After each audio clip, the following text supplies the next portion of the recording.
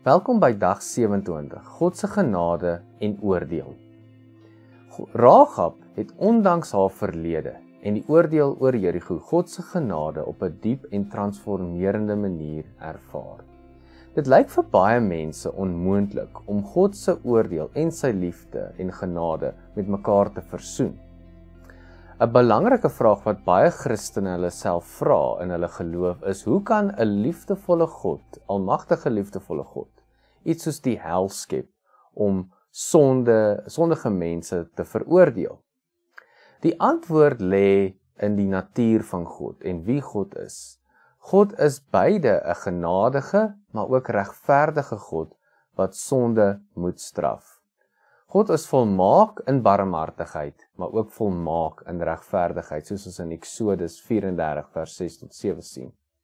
God se genade bied vergifnis aan almal wat in hom glo, maar sy heiligheid vereis dat ongeregtigheid aangespreek word, en dit sien ons in Romeine 11 vers 22.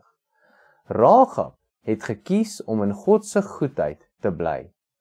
Die rooi tou simboliseer hoe God se oordeel en genade bymekaar kom in Jesus Christus.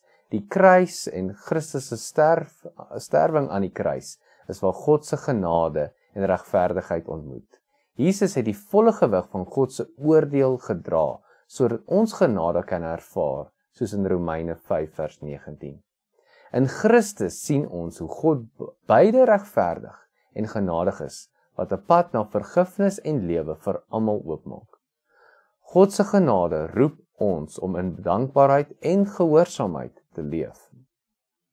Ons moenie God se genade as vanselfsprekend aanvaar nie, maar dit omhels deur weg te draai van ons sonde. Vra wat ons onsself as Christene in refleksie en in ons verhouding met God moet vra is: aanvaar ek God se genade en ook leef ek asof ek dankbaar is vir dit wat Christus vir my kom doen het aan die kruis? Kom ons bid saam. Here, U is 'n oorvloedige en genadige God en volmaak in geregtigheid. Dankie dat U deur Jesus Christus die weg gemaak het sodat ek vrygespreek kan word van my sonde. Help my om in U goedheid te bly en om ander die genade te wys wat ek ontvang het. Gee my die wysheid om U oordeel te respekteer en die liefde om in gehoorsaamheid te wandel. Amen.